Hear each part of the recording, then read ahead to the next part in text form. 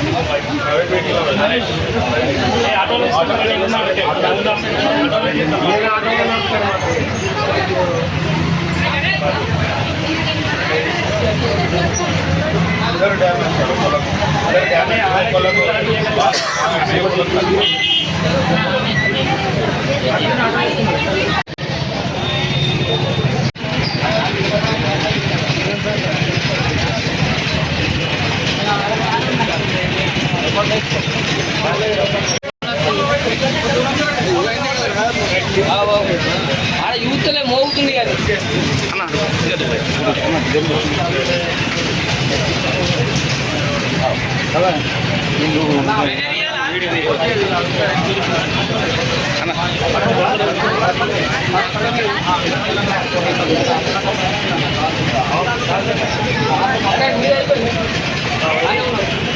దూరం మొత్తం కాకుండా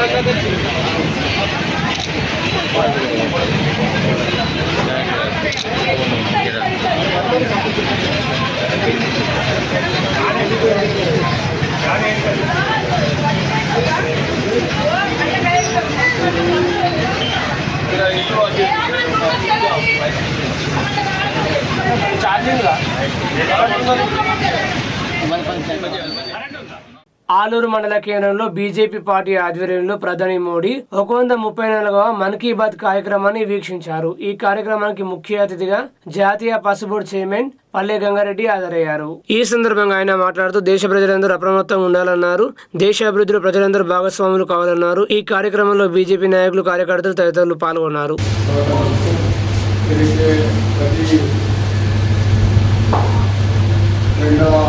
రాష్ట్రంలోని ఆందోళన మన్ కీ బాత్ కార్యక్రమం ప్రధానమంత్రి నరేంద్ర మోడీ గారు బాధ్యత చేపట్టిన తర్వాత దేశంలో అనేక ప్రాంతాల్లో అనేక విషయాలు జరుగుతాయి. అనేకమైనటువంటి ప్రతిభావంతులు ఉన్నారు. వాళ్ళ ప్రతిభని ప్రపంచానికి తెలియజేయడం కోసం ఆందోళన ప్రాంతాల్లో కింది స్థాయిలో ఇప్పుడు గత పురుషులు ఒక నదిని శుభ్రం చేయడానికి మొదలుకొని సైంటిస్టుల వరకు, క్రీడాకారుల వరకు అందరినీ ప్రపంచానికి తెలియజేయాలనేటువంటి సందర్భం.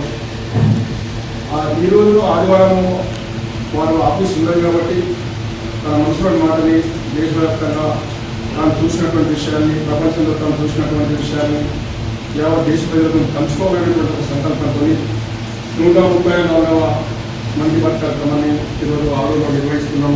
మీరు రావాలని చెప్పి యాదగిరి గారు, మండలాధ్యక్షులు అరుణ్ గారు అయిన తర్వాత తప్పకుండా నాకు కొంత అవకాశం ఇస్తారని చెప్పడం జరిగింది.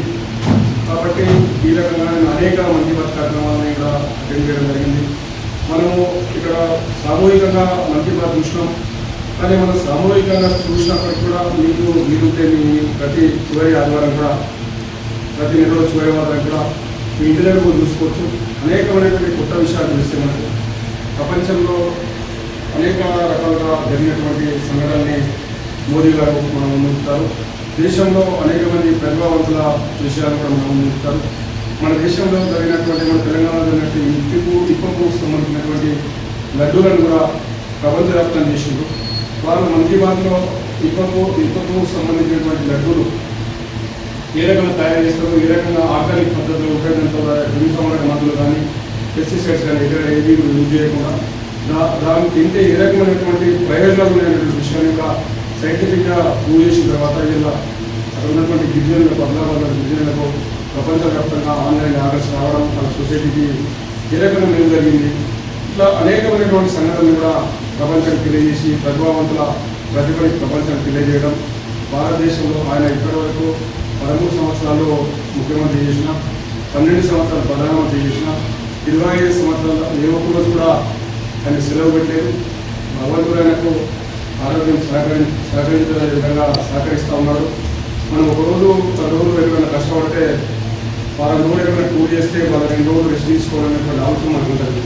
కానీ ఆయన 25 సంవత్సరాలు ఒక్కరోజు కూడా రెస్ట్ లేకుండా, ఒక గంట కూడా రెస్ట్ లేకుండా రోజుకు దాదాపు 15 గంటలు కష్టపడుతూ దేశం కోసం ఆయన సరసగా పరిత్యాగి కుటుంబం లేదు, దేశపతి కుటుంబంగా భావించి దేశం కోసం కష్టపడుతుంటూ భావితరాలు క్షేమంగా ఉండాలా, భద్రంగా ఉండాలా, ఈ దేశం భారతదేశంగానే ఉండాలా. ఈ భారతదేశంలో అఖండ భారతంలో ఉన్నటువంటి అనేకమైనటువంటి దేశాల్లో పరిస్థితులు ఏ విధంగా ఉన్నాయి. అఖండ భారతం నుంచి మన దేశం నుంచి వెలువడినటువంటి దేశాలైనటువంటి ఆఫ్ఘనిస్తాన్ కానీ, పాకిస్తాన్ కానీ, బంగ్లాదేశ్ కానీ, మయన్మార్ కానీ, ఆ దేశాల్లో ఏ రకమైనటువంటి పరిస్థితులు ఉన్నాయి. రేపు భారతదేశానికి ఆ పరిస్థితి రావద్దంటే భారతీయులందరూ కూడా ఐకమత్యంగా ఉండాలా, మన దేశాన్ని మనం కాపాడుకోవాలా. భారతరాలు సుఖంగా ఉండాలన్నా, సుభిక్షంగా ఉండాలన్నా, భద్రంగా ఉండాలన్నా మోదీ గారు ఒక ఆలోచన విధానంలో ముందుకెళ్తున్నారు. అనేకమైనటువంటి మార్పులు తీసుకొచ్చిందో భవిష్యత్తులో అనేకమైన మార్పులు వస్తే ఏ రకమైతే మనము ఏ ఆలోచనలైతే మనం ఈ పార్టీని స్థాపించుకున్నామో దానికి అనుగుణంగా వారు పని ప్రారంభించారు. ఇంకా అనేకమైనటువంటి దేశంలో అనేక మంది విదేశీయులు వచ్చి, తిరుగుబాటుదారులు వచ్చి ఈ దేశంలో ఉన్నారు. వాళ్ళందరినీ కూడా వాళ్ళ దేశాలకు పంపించేటప్పుడు రిజర్వ్ ప్రసక్తి లేదు. మళ్ళీ కొత్త కమిటీ కూడా ఉందని రీసెంట్లీ 3 రోజులు మనం మనుషులు వేయడం జరిగింది.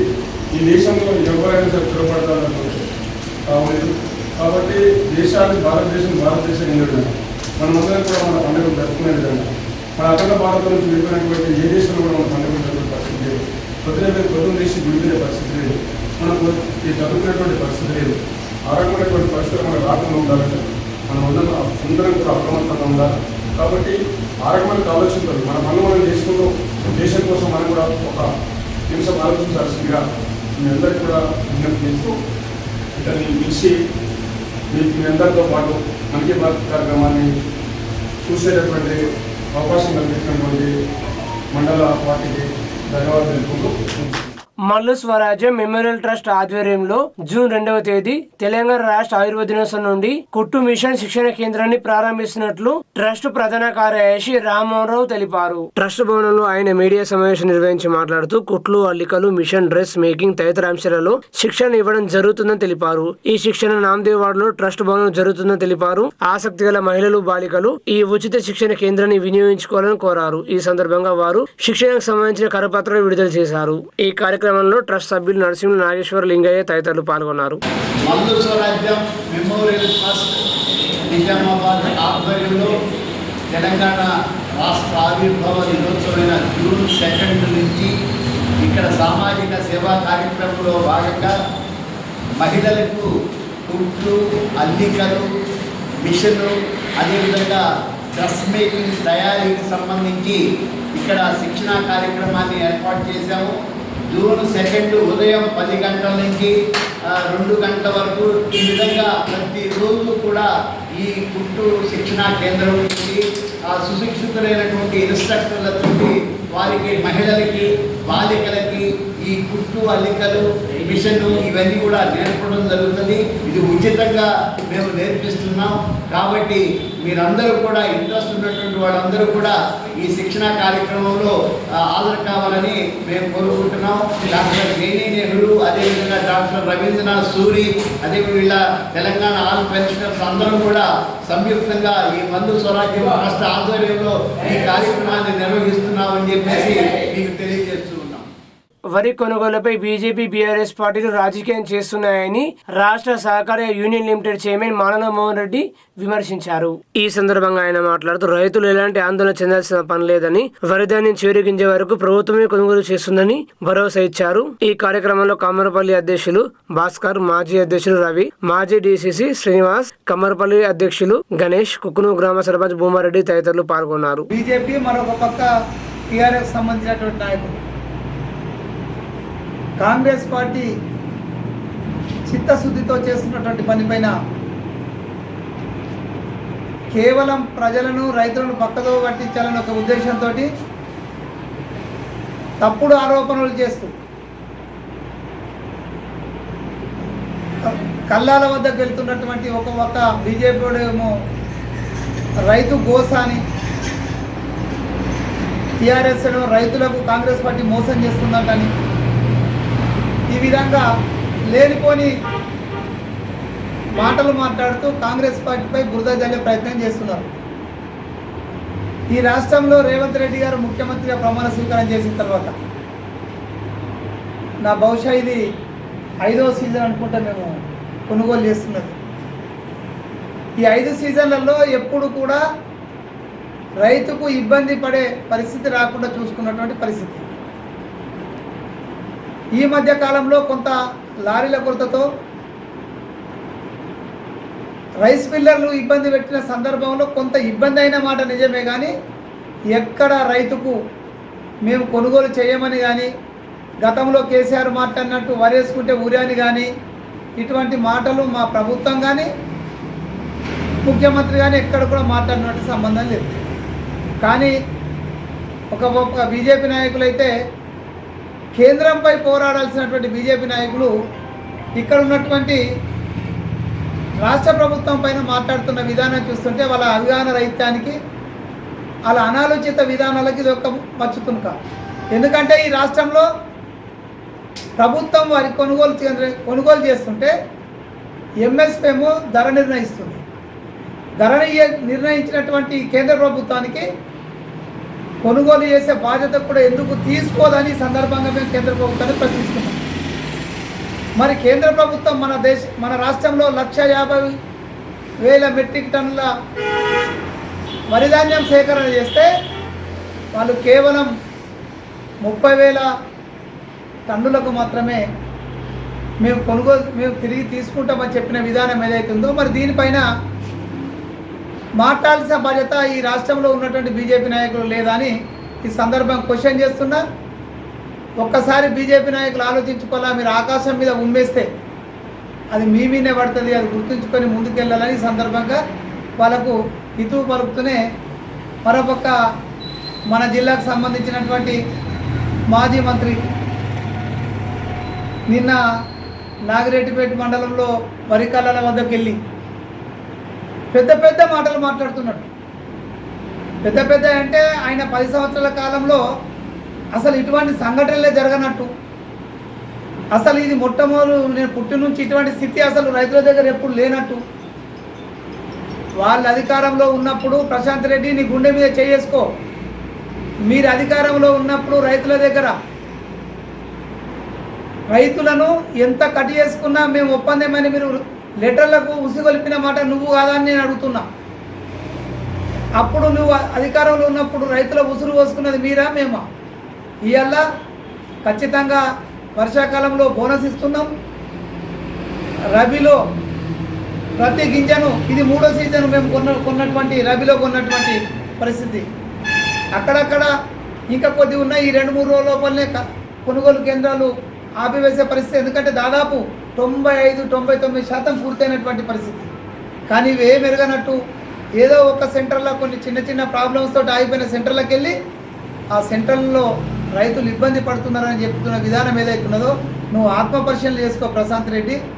నువ్వున్నప్పుడు మీ నాయకుడు కేసీఆర్ మాట్లాడినప్పుడు నీ ముఖం ఏడ పెట్టుకున్నావు. ఆ రోజు వరేసుకుంటే ఊరన్నప్పుడు నువ్వు కనీసం మాట కూడా మాట్లాడలేవు.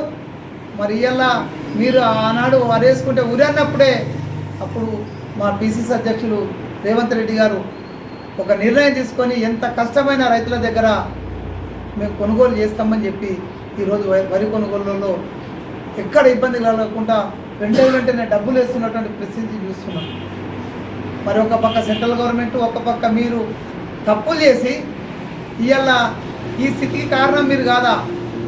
మీరు ఉన్నప్పుడు 3-4 సంవత్సరాల వరి ధాన్యాన్ని రైస్ మిల్లుల దగ్గర ఉంచడం ద్వారా రైస్ మిల్లర్లు ఇలా గోడాములలో ఖాళీ లేదు అనడం ద్వారా కొంత ఆలస్యమైంది తప్ప వెంటనే స్పందించినటువంటి రాష్ట్ర ప్రభుత్వం, అదేవిధంగా జిల్లాలో ఉన్నటువంటి సుదర్శన్ రెడ్డి గారు ఎప్పటికప్పుడు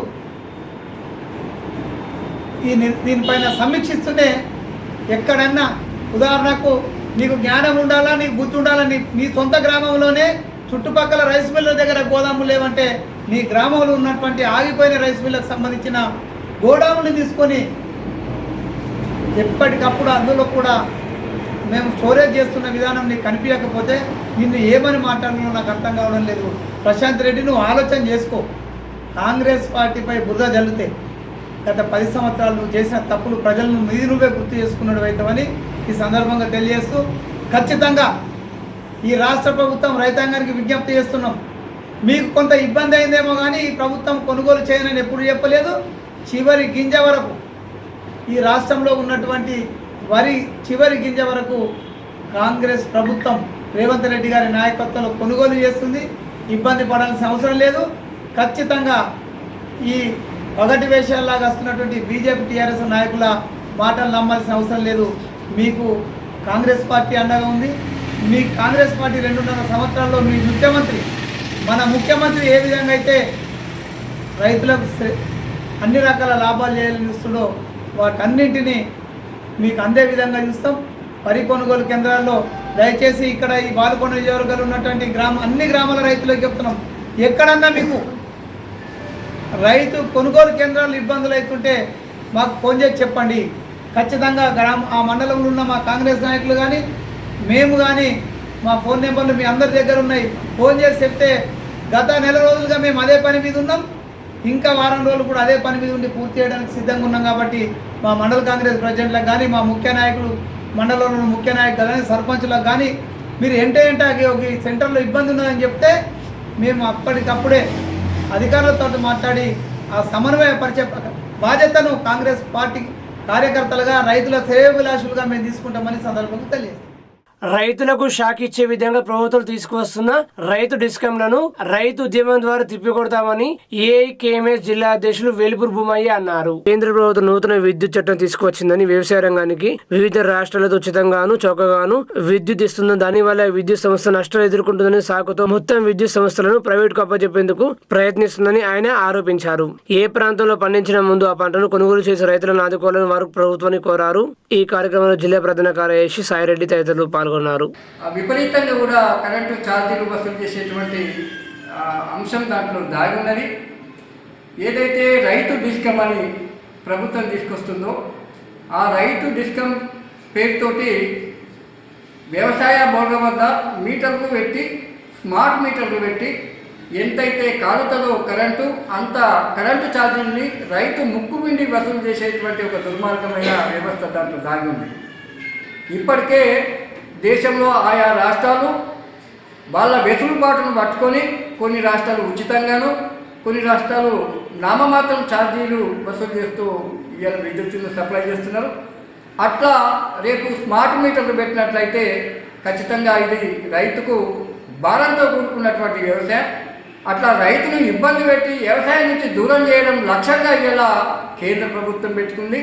అందుకే ఈ రైతు డిస్కమ్ పేరుతో తీసుకొస్తున్నటువంటి దాన్ని రద్దు చేయాలా, ఉపసంహరించుకోవాలని చెప్పేసి మేము అఖిల భారత రైతు కూలీ సంఘంగా కేంద్ర ప్రభుత్వాన్ని డిమాండ్ చేస్తున్నాం. అదే కాకుండా ఈ మధ్య ఇటీవల తీసుకొచ్చినటువంటి చట్టాలన్నీ కూడా రైతు మేరకు ఉరితాలుగా అవి పరిగణిస్తబడుతున్నాయి. వ్యవసాయం సంక్షోభంలోకి నెట్టబడుతుంది. రైతులు అప్పుల ఊపిలో కూరుకుపోతున్నారు. ఇవాళ ఏదైతే కష్టపడి అప్పులు చేసి పంటలు పండి ఇలా ఈ లేకపోతుంది. రైతుల కుప్పల దగ్గర పడిగాపులు కాస్తూ అవస్థలకు అస్వస్థలకు గురై అనారోగ్యం పాలవుతున్నటువంటి స్థితి ఇలా. మరో దిక్కు రోజు పేపర్ ప్రతి గింజ కొంటాం ఎప్పుడు కొంటారో అనేది కూడా ఇలా. ఇవి రైతు వ్యతిరేక చర్యలు కాకపోతే మరొకటి ఏమవుతాయి అనేది కూడా ప్రశ్నిస్తున్నా. ఏదైతే ఇప్పుడు కేంద్ర ప్రభుత్వం కానీ రాష్ట్ర ప్రభుత్వం కానీ రైతులతో వాళ్ళు తీసుకొస్తున్నటువంటి చట్టాలు విధానాలన్నీ కూడా మార్చుకోవాల్సిన అవసరం ఉంది. రేపు రాబోయే రోజుల్లో ఖచ్చితంగా రైతాంగం చేత పెద్ద ఎత్తున దీని విధానాలకు వ్యతిరేకంగా పోరాటాలు తీసుకురావాల్సినటువంటి అవసరం ఉంది. ఆ వెలుగులో మేము అఖిల భారత రైతు కూలీ సంఘం సమాయత్తమవుతుందని చెప్పేసి ఈ సందర్భంగా తెలియజేస్తూ, ఇప్పటికైనా మీరు తీసుకొస్తున్నటువంటి ఈ అగ్రి డిస్కమ్ రైతు డిస్కమ్ని ఉపసంహరించుకున్నారని చెప్పేసి పరిసరాల పరిశుభ్రత మనందరి బాధ్యత అని దీనికోసం ప్రతి ఒక్కరు కృషి చేయాలని ఆర్మూర్ మహాత్మా స్వచ్ఛంద సంస్థ వ్యవస్థాపక అధ్యక్షులు సుంకే శ్రీనివాస్ పిలుపునిచ్చారు. ఆర్మూర్ పట్టణంలోని జర్నలిస్ట్ కాలనీలో గల ప్రకృతి వనంలో స్వచ్ఛ భారత్ కార్యక్రమం నిర్వహించారు. ఈ సందర్భంగా ఆయన మాట్లాడుతూ పరిసరాలను పరిశుభ్రంగా ఉంచుకునేందుకు ప్రతి ఒక్కరు తమ వంతు సహకారం అందించాలన్నారు. ఇందులో భాగంగా ప్రతి ఆదివారం 1 గంట నినాదంతో ఈ స్వచ్ఛ కార్యక్రమాన్ని 56 వారాలుగా నిర్వహిస్తున్నామన్నారు. ప్రకృతి వనంలో పెరిగిన పిచ్చి మొక్కలు చెత్తను తొలగించామన్నారు. ఈ కార్యక్రమంలో స్వచ్ఛంద సంస్థ సభ్యులు సుంకే నిషన్, బట్టు సుమన్, జంగిలి భోజన, జైర్, గణేష్ తదితరులు పాల్గొన్నారు.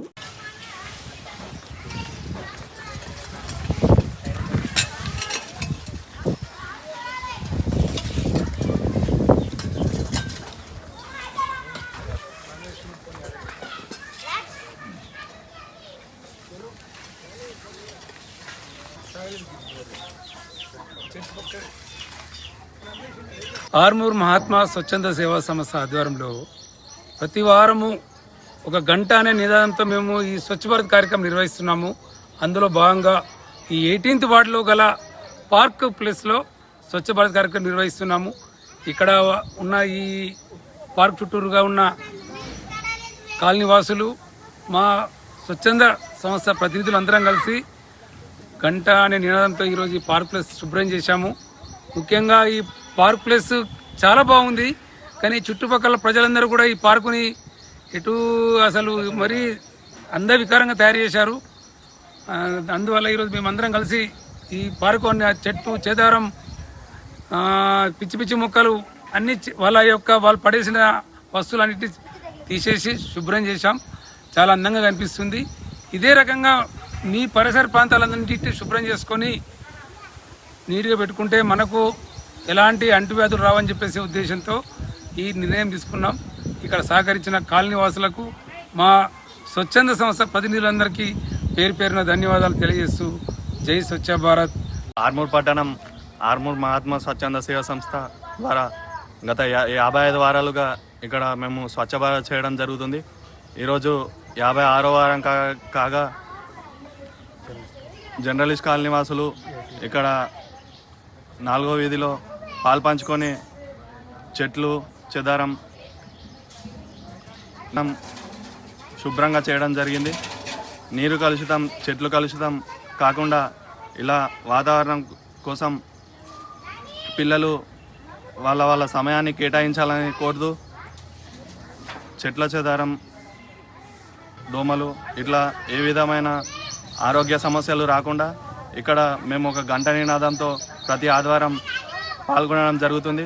కావున ఇట్లానే అందరూ వచ్చి ఇందులో పాల్పంచుకుంటారని కోరుకుంటూ మాక్లూరు మండలం మదనపల్లి గ్రామంలో గంగమ్మ తల్లికి గంగపుత్ర సంఘం ఆధ్వర్యంలో బోనాల పండుగ నిర్వహించారు. ఈ సందర్భంగా సంఘం సభ్యులు మాట్లాడుతూ 18వ ఆలయ వార్షికోత్సవంలో భాగంగా ఈ రోజు అమ్మవారికి బోనాల పండుగ నిర్వహించామని తెలిపారు. గ్రామంలో వర్షాలు సకాలంలో కురిసి పంటలు సమృద్ధిగా పండాలని అమ్మవారు వేడుకున్నామన్నారు. పెద్ద ఎత్తున భక్తులు అమ్మవారి ఆలయానికి చేరుకొని బోనాలు సమర్పించి మొక్కులు చెల్లించుకున్నారు.